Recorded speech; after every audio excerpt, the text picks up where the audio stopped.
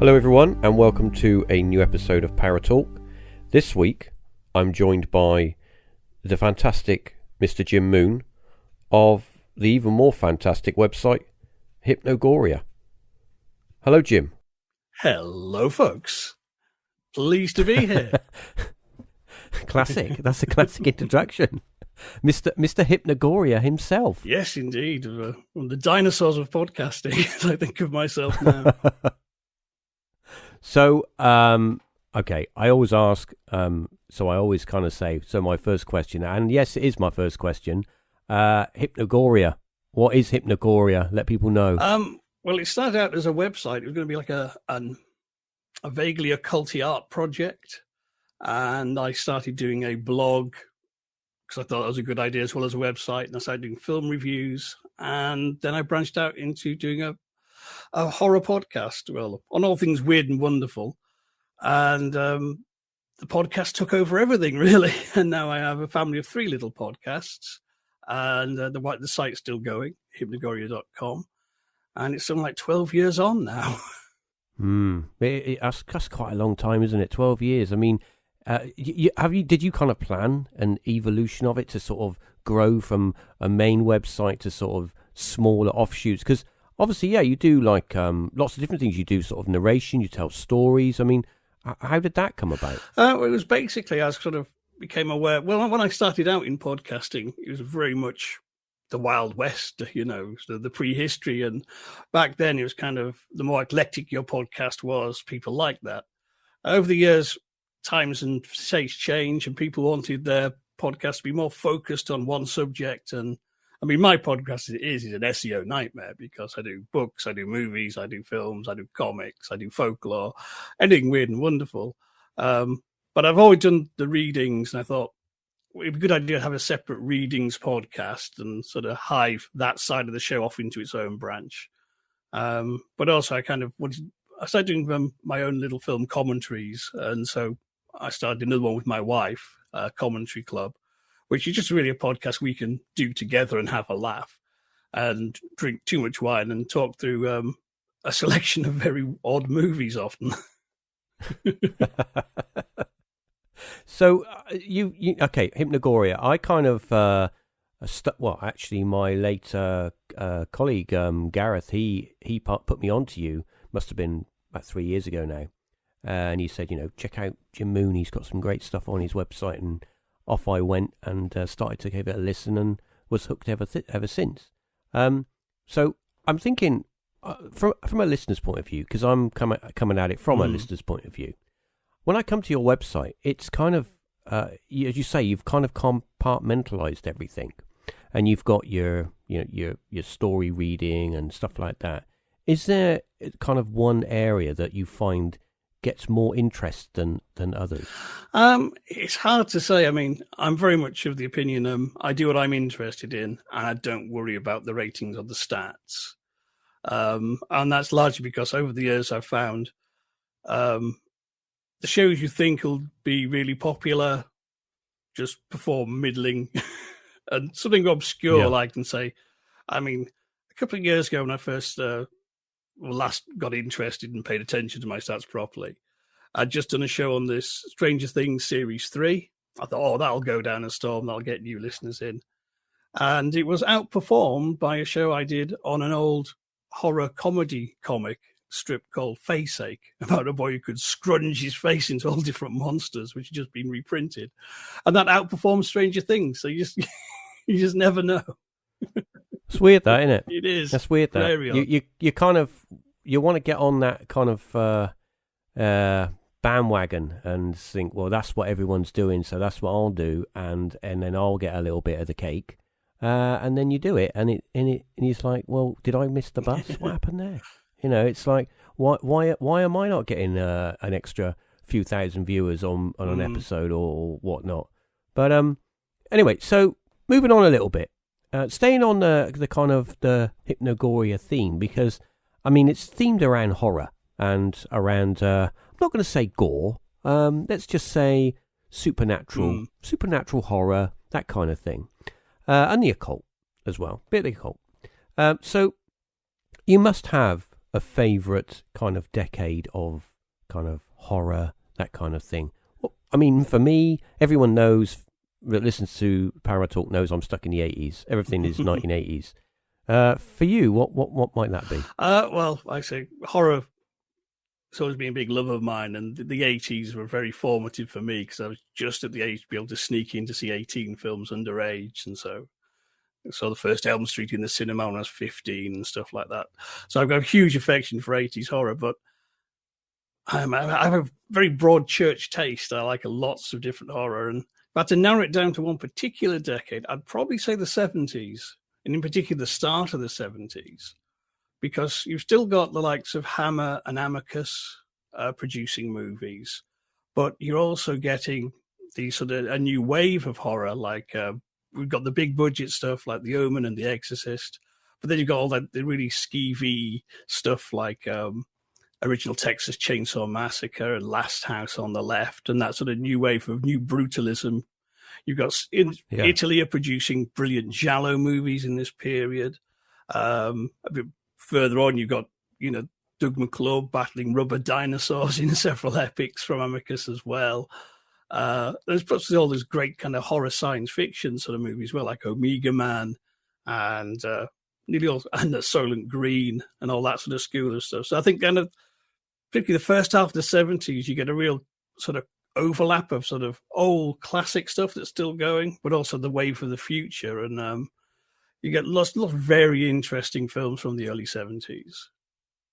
Yeah. I do remember as a child creeping downstairs and trying to get a little look of what was my parents were watching on telly and seeing stuff like Hammer House of Horror and stuff like that and being like, oh, that's a bit, now you watch it and you go, what's all that about? It's just a bit comedy. But back then, as you say, it was kind of like, that was kind of groundbreaking, that sort of stuff. And it was really popular. And of course, you've got all those, as you say, those classic sci-fi films. I mean, yeah, I was a kid. We grew up around the same time, in the kind of same age bubble.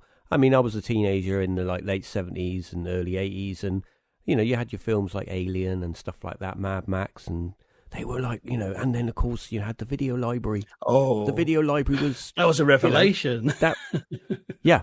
What I was going to say was, films in general, when you were younger as a teenager, sci-fi, horror, paranormal, supernatural, what was that for you? What was that experience about going to the video library of for me, it was for me, with my mates, it was a Friday after school. You'd have your tea, you'd get down your mate's house, and it was put all your money together and let's go rent a VHS tape and let's see if we can get a Cert 18. Who's the tallest? Who can sort of, who can blag their way in? So for you, what was that like? Well, I say, by the mid-80s was like glorious, again, like an area at frontiers where little video shops were popping up everywhere. And they didn't give a toss who they rented stuff out to. And near us, there was a garage which branched out into videos, and they couldn't give two hoots what they rented out.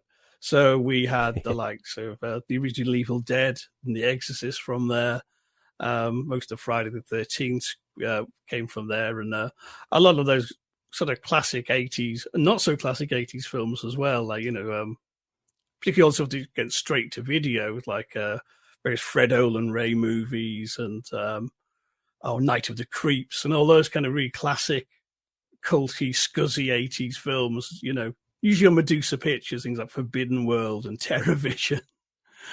And so like you said, we used to club together and hire out 2 or 3. And at Halloween, we'd try and get 4 or 5 and try and blag somebody's house and get the parents to sod off for a few hours and let some teenage boy watch some, some quadruple bill of hopefully classic horror if we could get hold of it. I was going to say, with the advent of, you had the Hammer House of Horror and Dracula and Peter Cushing and Christopher Lee. How do you think it's changed since those days? Or, I mean, I must admit that I think that the horror science fiction has changed massively in the last sort of 3 decades, maybe 4 decades. To what we watch now is all very, I think it's very modern. It's obviously modern, but it's very, it's got a different kind of genre, kind of style. The way they make films now, it's completely different. And I don't know, maybe because I'm older and I've got more life experience, that when I watch a film, it's like it affects me differently. As when I'm a kid, I'm still don't know a lot, and what you see on the telly, you think, oh, that could be real, So how do you think that's changed? I think horror's an interesting one because it's kind of, when I was growing up, and particularly in the 80s when you had the video nasty backlash, horror was very skeevy. It was frowned upon. It was, you weren't supposed to be reading James Herbert. You should be reading James Herriot. And, you should be watching All Creatures Great Unspoiled, not, kind of, I don't know, Burial of the Rats or something, some terrible exploitation film from Andy Milligan or something, that you found in the local video shop. What is it? I don't know. The cover's great. Look, bloke getting his head eaten. We'll have that.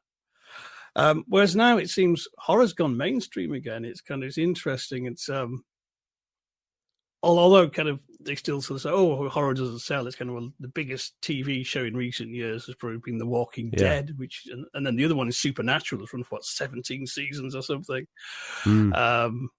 There's, love it or hate it, Twilight has brought in a whole new generation of horror fans who are now obsessed with the occult and vampirism. And, it's a lot more acceptable now. And I think generally culture, we're more fan friendly. Whereas when I was growing up, if you like sci-fi or horror or fantasy, you were a bit weird.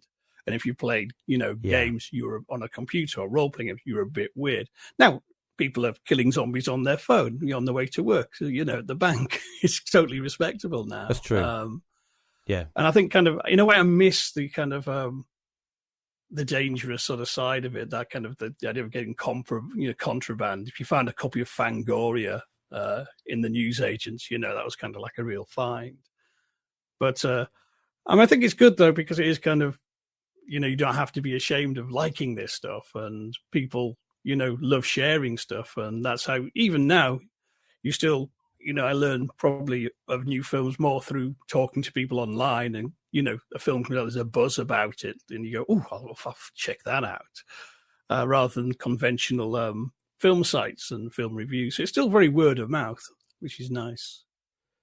Yeah, that's one of the things. I have got a few magazines like, Starburst and stuff like that, and Fangoria, and with those magazines, you would get them, and that's the way that you got to know what was coming out. Apart from if you were lucky enough to watch, film 81 or 82 or whatever it was at the time, you would be lucky enough to see that and see a clip or a interview.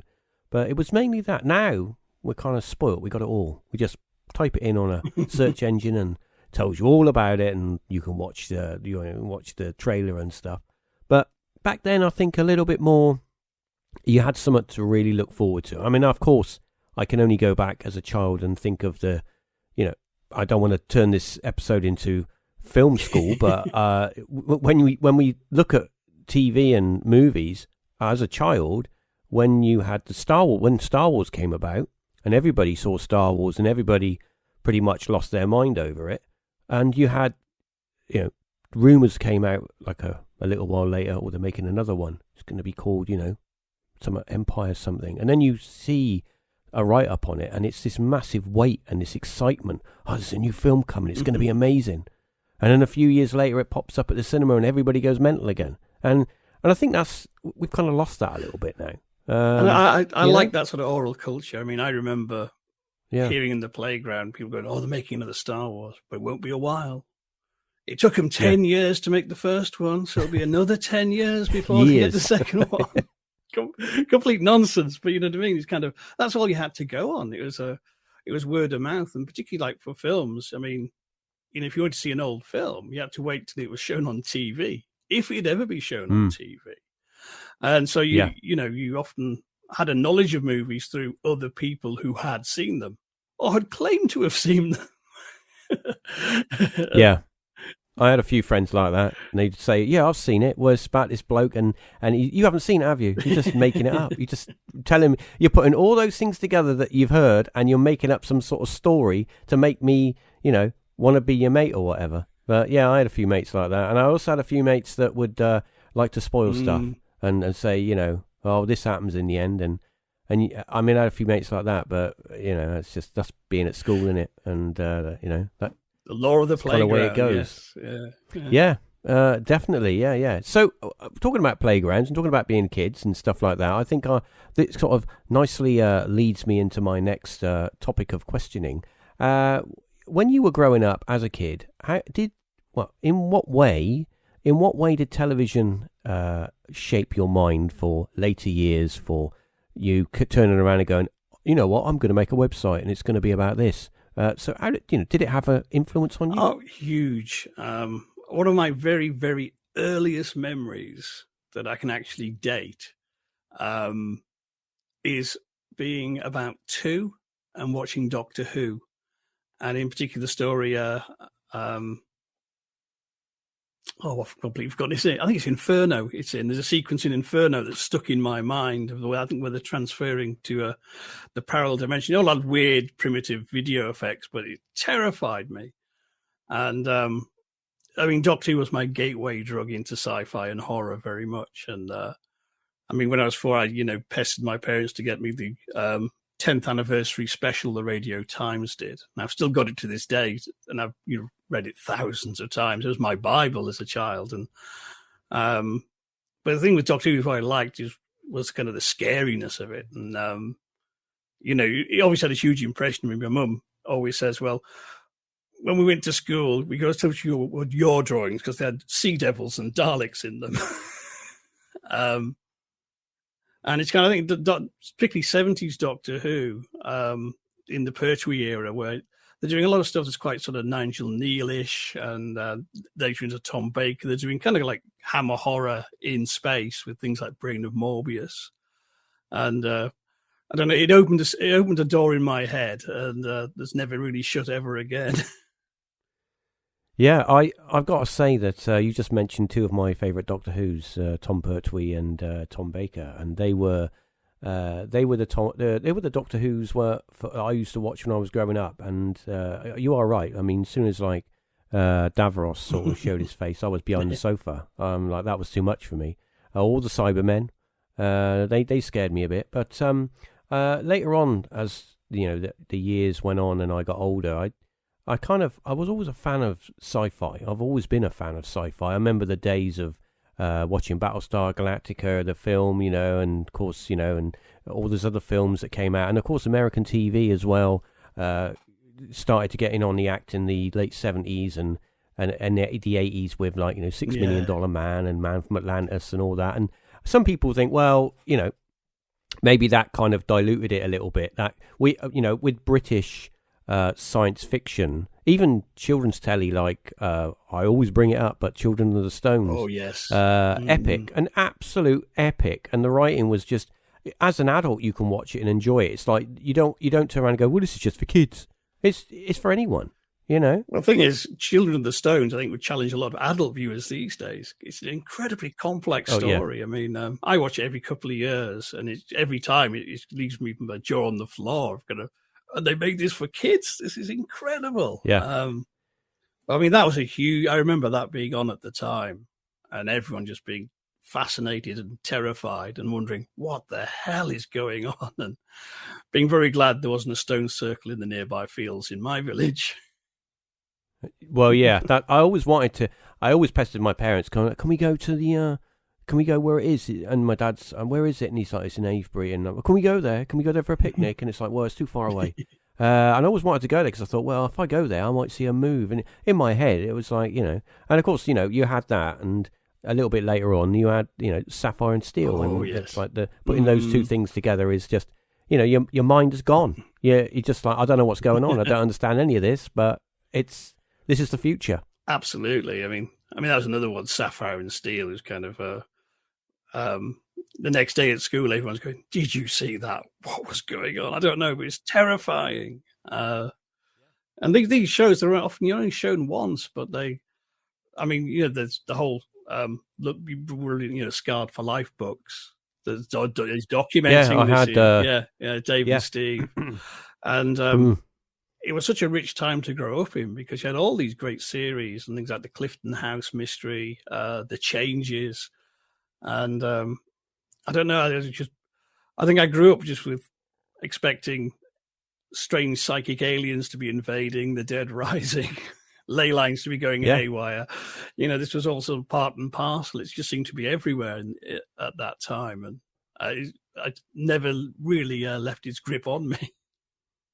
Yeah, I think I enjoyed growing up then, and I enjoyed watching those TV shows. As you say, that a lot of them I think have been lost to time. I have a few box sets on DVD, which I was lucky enough to grab. Things like Sapphire and Steel, I grabbed that, and Battlestar Galactica and stuff. But as I say, when we kind of moved on a little bit into the 80s, we had a kind of TV Americanized a little bit, and we had this kind of, stuff was coming over like, Battlestar Galactica, and that was late 70s, but it was still being shown. And you had sort of other sci-fi, stuff from America, and it kind of, it tamed it down a little bit, and I suppose it did in a way to tame it down because it was for more of a general audience. Do you think that from that point on, like the 80s, that everything, I mean, all right, we had our, as you say earlier, we had the slasher horrors and stuff, and you had older Jeff that used to come around in a state car and go, yeah, I've got a box of tapes in the back, 50 pence a night, and they're all recorded, copies. But yeah, it was a bit cowboy, and it was, but that's how it was back then.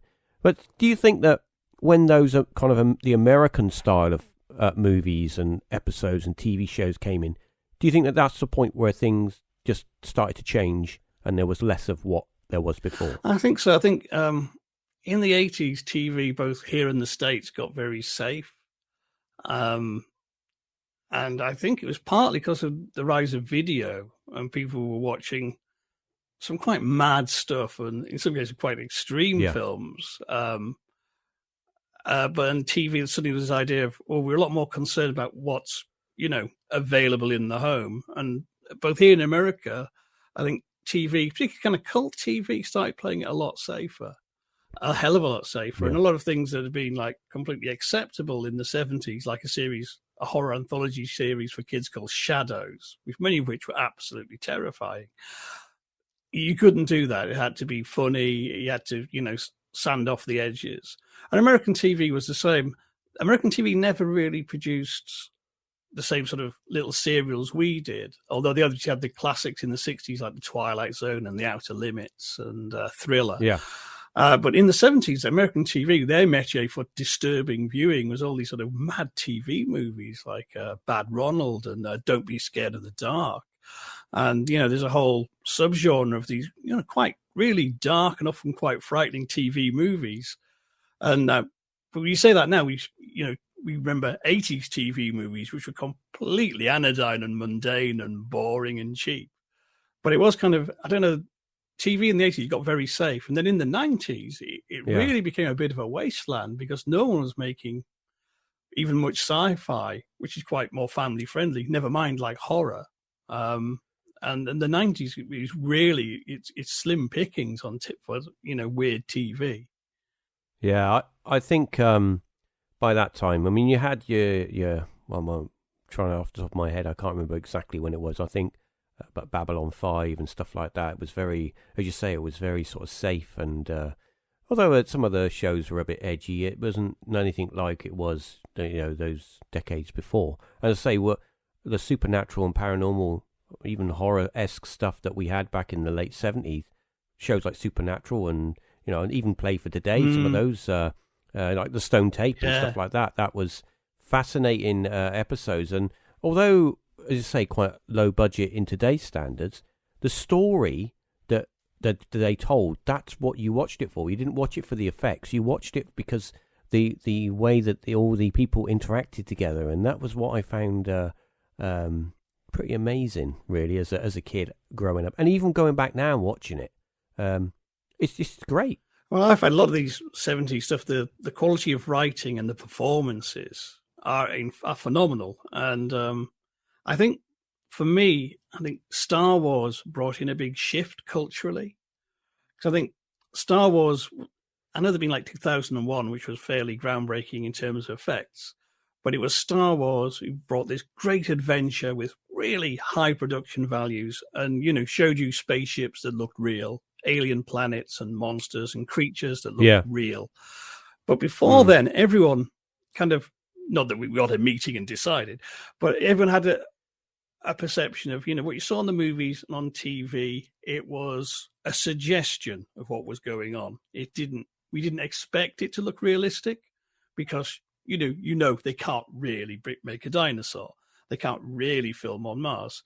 And so you have you judge film and TV with a more theatrical mindset. You weren't expecting realism. Star Wars changed that. And I think that's why, particularly in the 90s, TV couldn't afford to do the effects.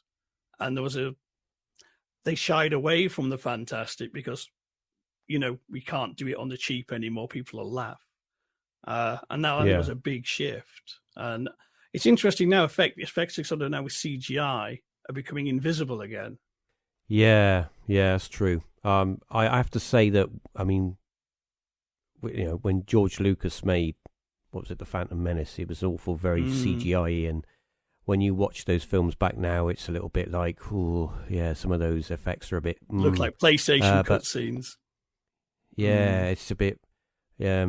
I mean, everybody's got their own opinion over those films, and everybody's got their own opinion over the new Star Wars stuff, but each to their own. For me, there's only 3 Star Wars films, but I'm not going to go there. So the point I'm saying is that, it's nice when CGI is used and you don't know it's being used. That's the great way of using it. Use it in little pieces and use it here and there, and then you don't know it's being used. And I think that's the great way of using CGI. But when you just try and do everything CGI, you might as well just turn it into a cartoon. That's just my 2 cents. But anyway, I was going to ask you, this is Paratalk after all, and ghosts and the supernatural. What have you ever had a brush with it? I've had several brushes over the years.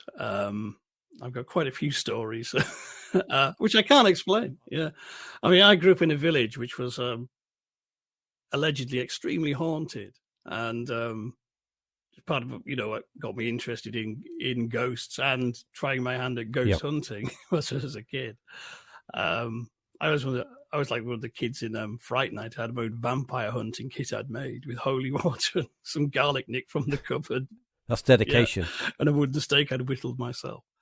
But I was spectacularly bad at ghost hunting. I was never out to stay out all night like I wanted to. But as it was, when I was old in my 20s, I lived in Lancaster, and I was renting a place with 2 other guys who were postgraduate students.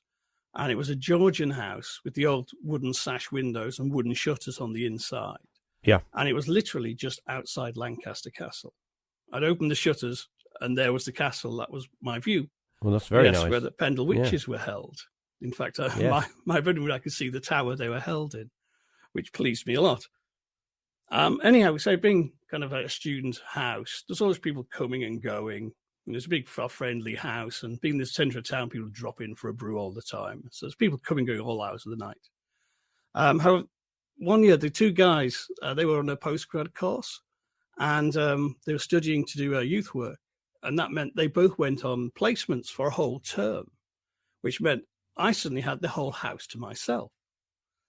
And it was when I had the house to myself, I realized the house was actually haunted. And usually nearly every night, you'd hear something downstairs in the cellar, which would walk through the kitchen and then walk up right to the 3rd floor of the house, go into the bathroom, and then the footsteps would stop. And the first night I heard this, I was terrified because I thought someone had got in through the cellar window. And, I was by the bedroom door, and do I go out? And I heard these footsteps go up the stairs, went to the bathroom, gone. And it actually was a regular occurrence. It had probably been happening all the time I'd lived there. But being a busy student house, I always assumed it was just visitors or the other guys. I worked out it wasn't actually a threatening presence. It was just like, I thought it was kind of this, after a while, as being the spirit of the house itself. It's just like, almost like its own night watchman, just coming to do the rounds. And I never saw anything. Though once, because it was an old house and the doors weren't terribly well fitting, I did see, you can get a light under the door. I could see the shape of someone walking up the landing and going up the stairs. Just, you can see where someone's legs block the light as they pass the door. Very strange, very strange. Later on, we one of the guys, he had some friend turned up who was a bit of a proper hippie who lived in a van, and she said, "Oh, do you know you've got a portal in your bathroom?" Showing what? Said, "Oh no, it's a very powerful house. There's actually a portal in the bathroom where the spirits come and go." It's kind of, oh, that's why it walks up to the bathroom on the top floor every night then. So what's it doing in the cellar? I don't know. Thing. If it's going up there, if that's the doorway to wherever the doorway goes, what's in the cellar? I don't know. That's the thing. We didn't use the cellar much because it was prone to flooding. It was a proper old cellar with an earth floor, and so we didn't really use it and always kept it locked. But I know it was a very, very odd thing, and after a while you get used to it, though. It's kind of it's just a ghost doing its nightly round about 2 a.m. I mean, you saying that, I experienced something similar with a light being broken under a door. I was had an experience where I was all on my own in a building, and something walked past the door, and it blocked the light, and that was kind of unsettling because you're not actually seeing a person walk past the door, you're just seeing the light blocked, and you could say, well, it's just a moth flying in the thing and blocking the light. Yeah, it could have been that, but it was a big moth. Yes, yeah. And it was completely silent. Yeah, that was kind of unsettling. But did you had any other experiences from then? A few. I've got lots of little odd, weird things. A couple of years ago, a good friend of mine, he was dying of cancer, and when he got so very ill, he had a big, lovely dog, needed 3 walks a day. So I was regularly going around afternoon to take him on the big afternoon walk. And he lived just by, in my town, the big park, lovely big Victorian park called South Park, which everyone laughs at because of the thing. Convenient. Yeah. But I remember I was walking Rocky, we're just on the way home. I was walking past the bandstand, and ahead of me, I saw this girl, probably late teens, long blonde hair. And what jumped out at me, you remember this, but do you remember in the 80s, there was what I call the fashion for girls for the Bananarama style trousers, the big baggy jeans. Oh, the big puffy, pantaloon things. And the all stopped a bit short, like halfway down the shin. Yeah. But she was wearing them. I thought, have they come back in? Because I'm at a certain age now, it's of course, about time that fashion came back. But I had not seen anyone else wearing this for years. I thought, is that back in, or is she just, someone's into her 80s stuff?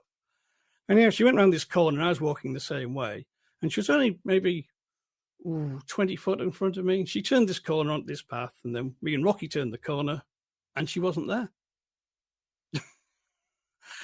What, completely vanished? I looked both ways, across up and down the path, and this corner opens out onto a huge field. She wasn't on the field, nowhere to be seen.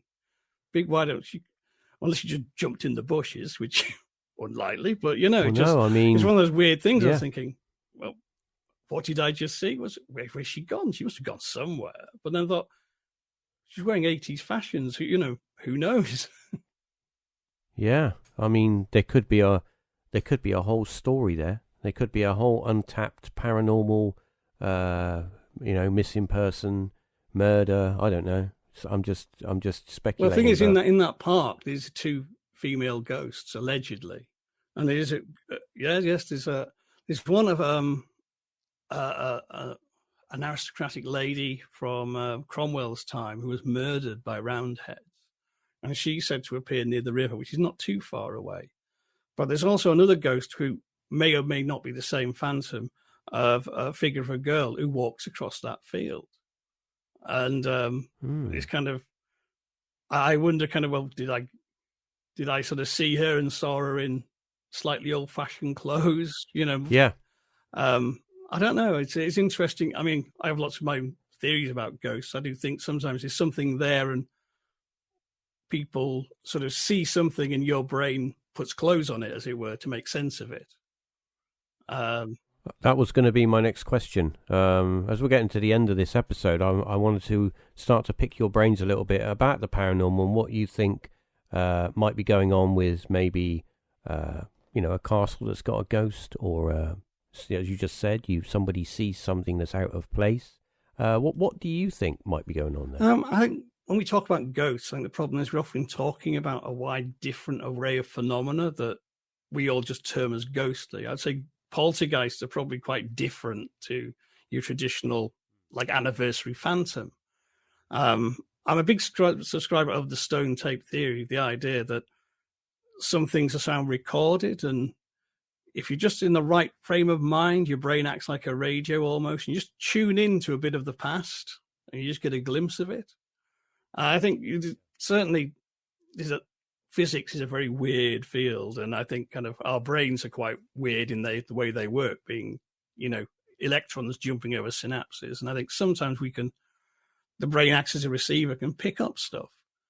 I think some places aren't actually haunted by ghosts, but they have an atmosphere. There's an energy there that, we interpret in different ways, which is why, you get some places that, you get UFO sightings, you get cryptids, you get ghosts, you get all kinds of different, seemingly nonsensical, mishmash of phenomena.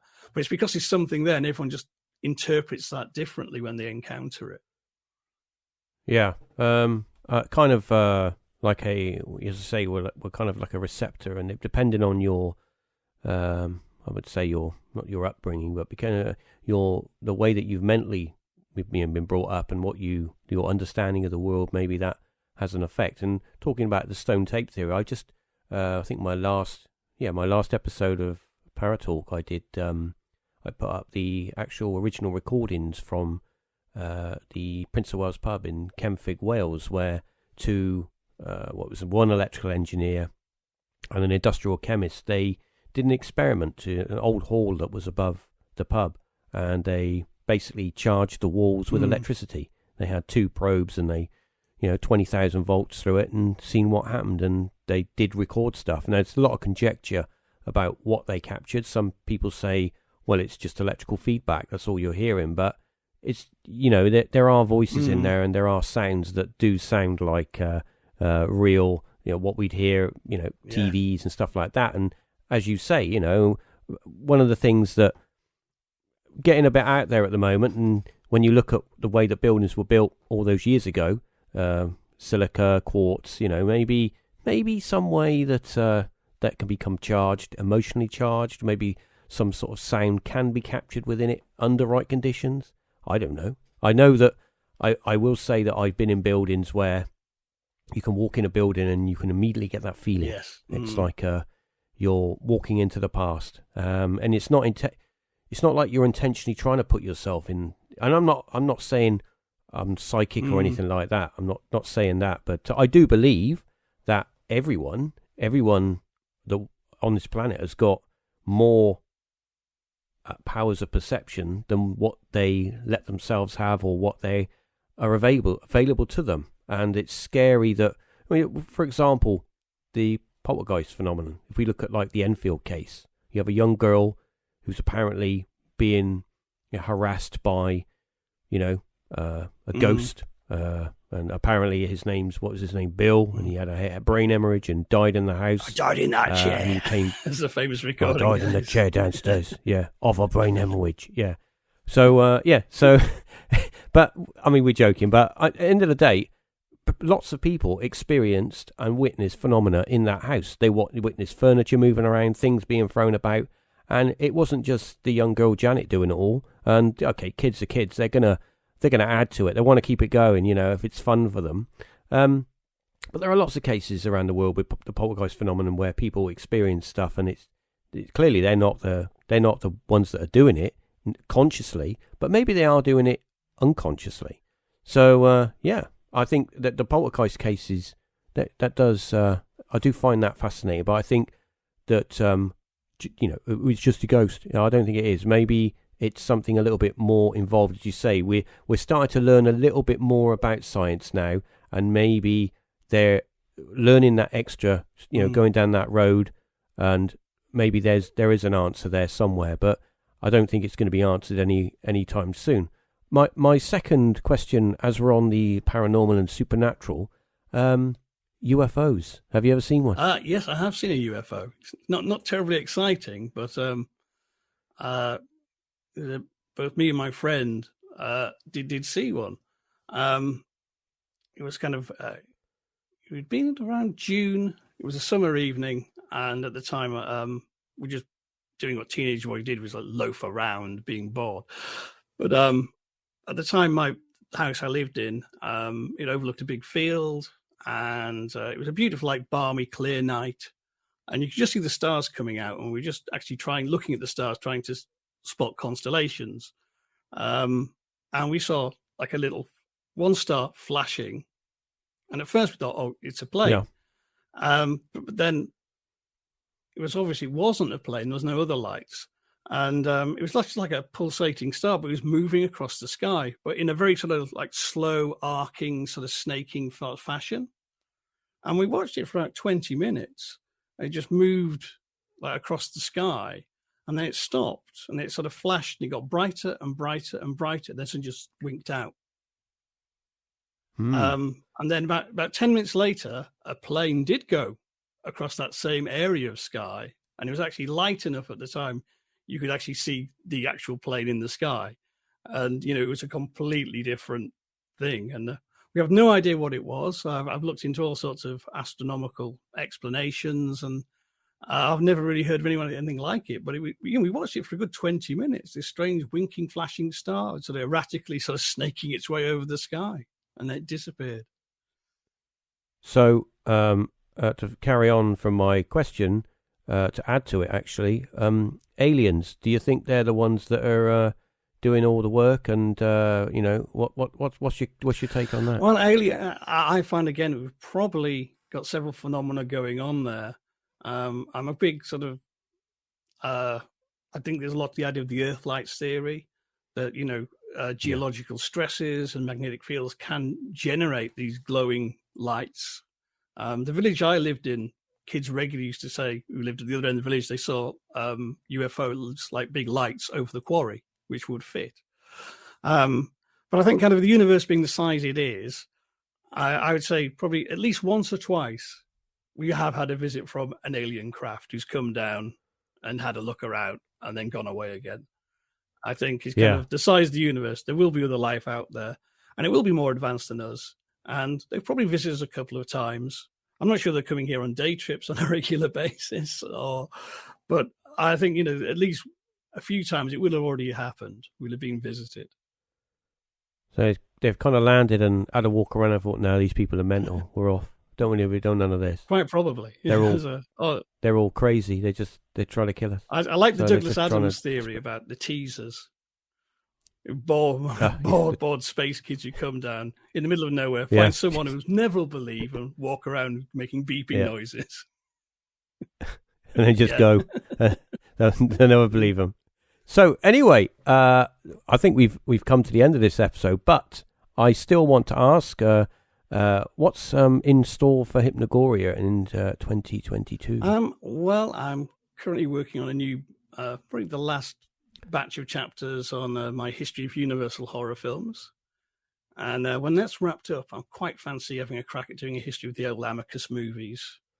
And this October, I'm going to be very brave and do a big retrospective on all the Halloween films, which means revisiting some rather shoddy sequels. But I was going to say that you're setting yourself up for it there just a little bit. But that's a lot of work. That's an awful lot of work. What you should do, actually, just as a suggestion, is to maybe dig out all of those classic 80s kind of TV shows and do like a retrospective on each episode and go through them and point out what's great and what's not so great. That would be maybe it'd take you 100 years to do, but it definitely would be fun. Well, I think I'm overdue doing a show on Children of the Stones, and my other favorite scary children's TV series, Shadows. I've been meaning to get round to those for a while, but Children of the Stones will be the next one I tackle in that vein. And certainly now with the likes of BritBox adding more and more cult stuff, I wouldn't rule out maybe in the future, so probably with my wife on Commentary Club of actually going through one of these old series. I mean, we went through all the through lockdown as a morale boost. We did all the Blackadder, and the end of Blackadder. And we just literally last week did an episode looking at the scary public information films. And we did a commentary for the infamous Apaches, the warning film about why you shouldn't play on farmyards because you'll die horribly. All right, Jim. Well, thank you very much for coming on Paratalk. It's certainly been fun. I'm sure at some point in the future you'll be back again. Oh, anytime you want, sir. So, excellent. Where can people find you? Where should they go and to find out more about Mr. Jim Moon? Well, you can find my one-stop shop is hypnogoria.com, where you can find all my podcasts, not to mention big-ass sections of articles on folklore and cult films and all other goodies as well. Excellent. Well, thank you, Jim, and thanks everybody for listening. I hope you enjoyed it. Of course, paratalkpodcast.com for more podcasts and more strangeness. And until next episode, see you soon.